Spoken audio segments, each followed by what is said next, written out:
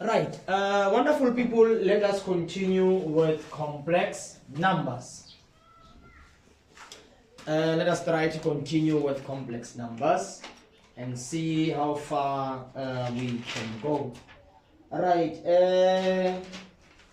we have a complex number z that is equals to wavelength plus 4I divided by 1 plus wavelength times I, and we are told that the wavelength should be an element of real numbers. So we must find a real root there. We must find a real solution for that.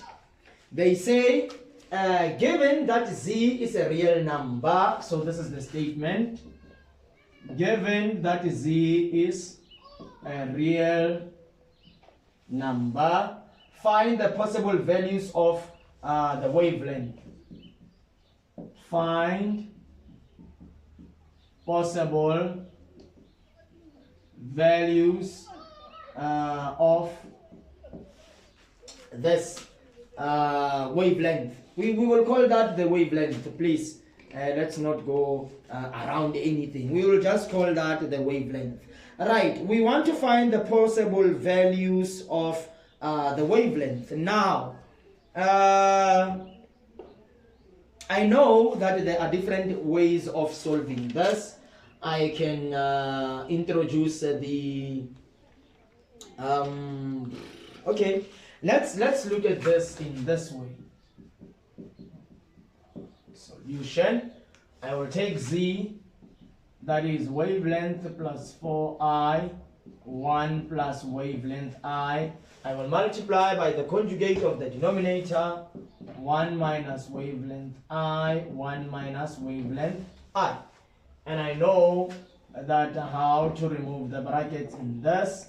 I know this will be wavelength minus wavelength squared I plus 4I minus 4 wavelength I squared divided by, this is going to be 1 minus wavelength I plus wavelength I minus wavelength squared I squared. This is exactly what I will have there. And I will have my wavelength minus wavelength squared I plus 4I minus 4 wavelength into negative 1 where I see I squared, and I will divide by 1 minus wavelength squared into negative 1. And this will be wavelength minus wavelength squared I plus 4I. This times this, that will be positive for wavelength, because negative times negative will be a positive, divided by 1 plus, because negative times negative is a positive, wavelength squared. This is exactly what I will have, and these are the like terms. Wavelength plus 4 wavelength, that will give us 5 wavelength minus wavelength squared I plus 4I divided by 1 plus wavelength squared. And when I get there, what is it that I'm going to do now? That is the question. Now remember, this is a z. I am trying to find the possible values of the wavelength. Given that z is a real number, I must find the possible values of the wavelength. Now, what am I going to do then?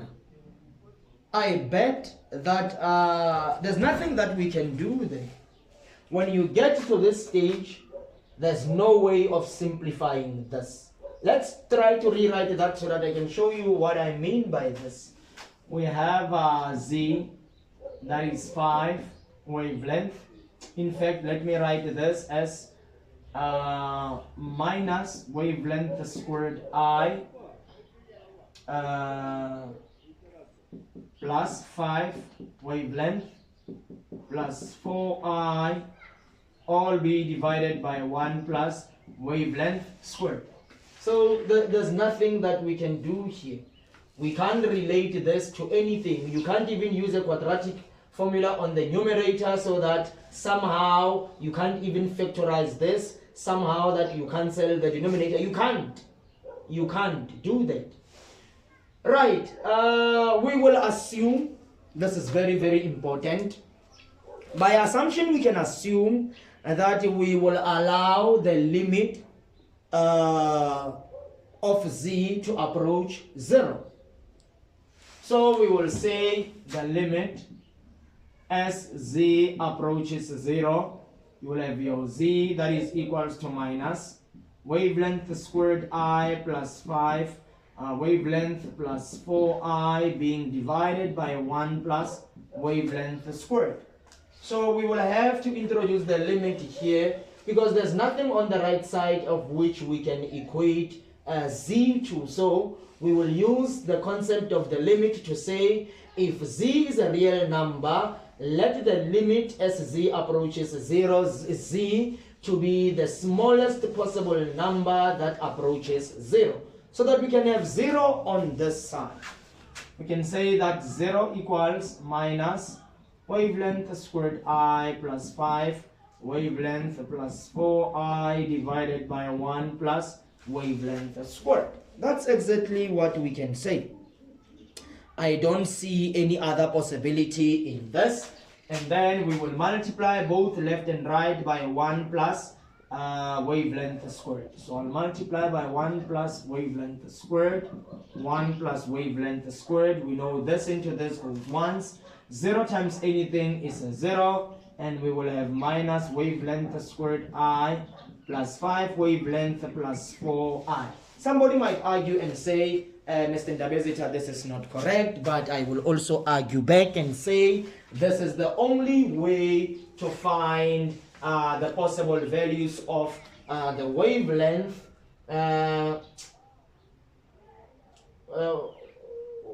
Yes, we will call this the wavelength, please. Given z is a real number, so if z is a real number, we will allow z to approach the smallest possible value, introducing the limit, and z finally becomes 0. As z approaches 0, it's not going to affect the denominator because we don't have z here. If we had a z there, we would argue to say you can't do that because the denominator cannot be equals to 0. But on the denominator, we don't have a z. So we can do exactly that. We can do exactly that. And then when we are here, I'll say this is the wavelength and this is exactly what I get. Now, when I'm there, what is it that I can do? That is the question. What is it that I can do there? What do you think should be done? That is the question. Now, in here, I think there might be a common factor that I can take out that might help me in trying to wrap that up. I think so. I think there's quite a possibility of doing that. I think so.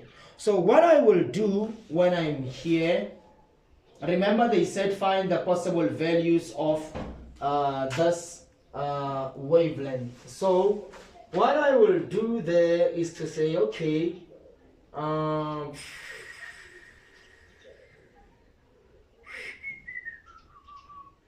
I will say let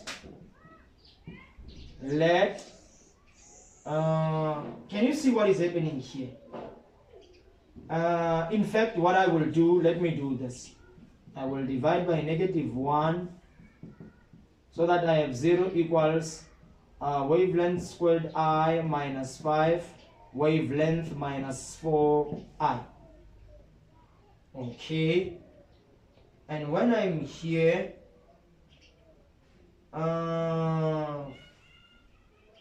the factors of 4 that can give me 5. It's 4 and 1. Can you see that I can factorize this? But when I factorize this, what am I going to write? That's where the problem comes now. What am I going to write?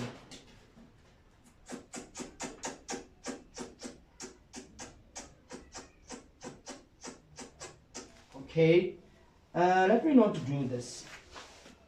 I think what I can do is to say, because I'm looking for the possible values of the wavelength, so meaning I'm going to treat this as a constant. Can you see that? Please, this is very, very important that we see this. I can treat this as a constant because I'm not looking for values of I, but for the values of the wavelength. So I can rewrite this as wavelength squared minus 5 wavelength minus 4. I can possibly write this in this way, so that at the end of the day I can factorize this. 4 and 1, the bigger number takes the sign of the middle term, but I have a problem. When I multiply those two, I must get a negative. And when I add or subtract, I must get negative 5. So this becomes a little bit tricky to even try and factorize. I can't factorize this. I honestly cannot factorize that. So how am I going to solve this now? How am I going to solve this problem?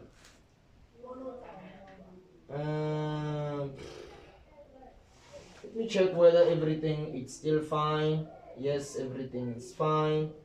Positive, negative, and negative. This is correct. We can't factorize that. Let us try to find the discriminant. The discriminant equals b squared minus 4ac. This will be minus 5 squared minus 4 into a into c. This will be 25 plus 16. And this will give me 25 plus 16. 5 plus 6 is 11. This will give me 41. So I think I will have that. So plus or minus root 41. So this can be root 41, or this can be minus root 41. And let me just plug this onto a calculator and see the value that we can get. Let's just try to quickly see the values that we can get. Please, let me just do this. Let me just say my calculator here. It is, what is the square root?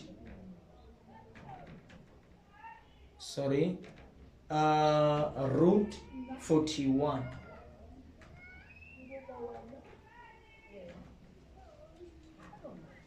And the answer will become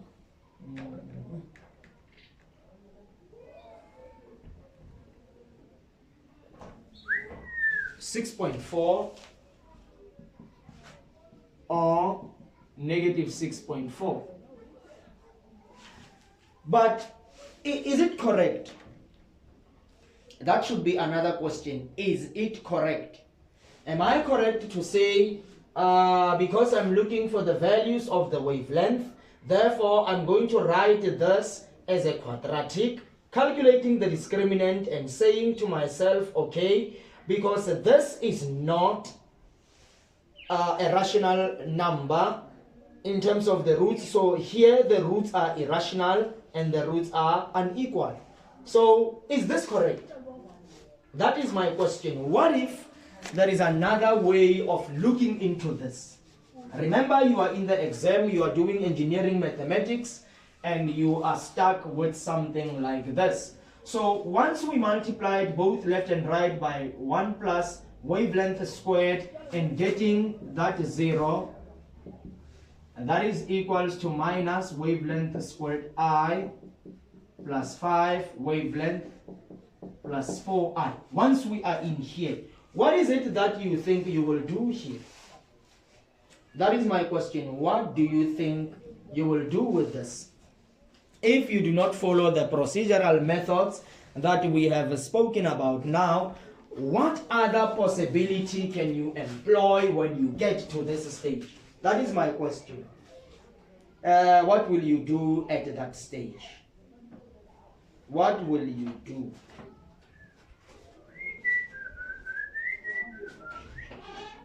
I think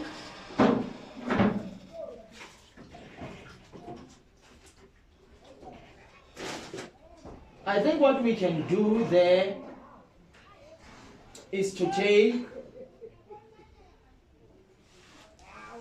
I think what we can do when we are at this stage,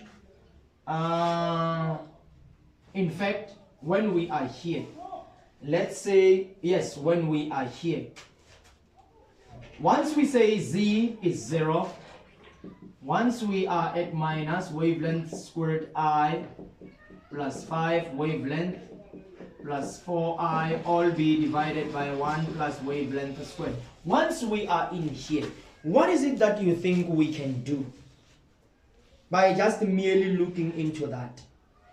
What do you think that we can do? Because here we are, we had wavelength plus 4 wavelength and we got 5. So we are fine with the simplification and everything. Now, when we are here looking for the possible values of the wavelength, what do you think we should do? Will it be correct? I'm just asking the question. Will it be correct if we say, okay, because you do not have the value of the wavelength, we are letting I to be equals to 0.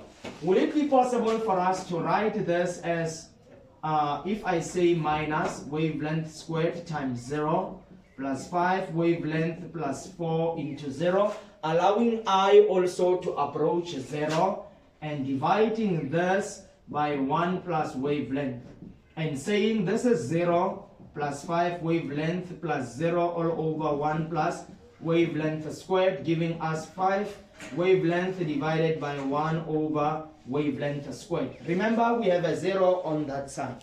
Will that also be correct? That is my question. Will that also be correct? Will that be correct? I ask the question. And after having done this, will it be correct to say, okay, I'm going to say this divide by this equals to 0, or I'm going to say this plus this divided by this equals to 0? That is another question. Will I be allowed to say that? Will I be allowed to say, okay, let me take the coefficient of I, which is 4. Let me say 4 minus wavelength squared. Remember, I'm taking the value, this. I'm taking the coefficient of I. Here, the coefficient of I, it's minus wavelength squared. And I'm also dividing this by 1 plus wavelength squared. And remember, I'm equating this to 0. And by so doing, I think this one cannot work. Why? Because in here, if I do cross multiplication, you'll find that 0 equals 5 wavelength. And if you divide by 5, it will tell you that wavelength equals to 0. And this is not possible. That is not possible. Let's look at this one. If I multiply both sides by 1 plus wavelength squared, I will have 0 equals 4 minus wavelength squared. Take to the other side, you will have wavelength squared equals 4 square, and you'll find your wavelength as plus or minus 2. So this one makes a lot of sense. But we had to go through this a lot of thing to digest in order to reach this one. Jesus. So that would be the correct way of looking into that.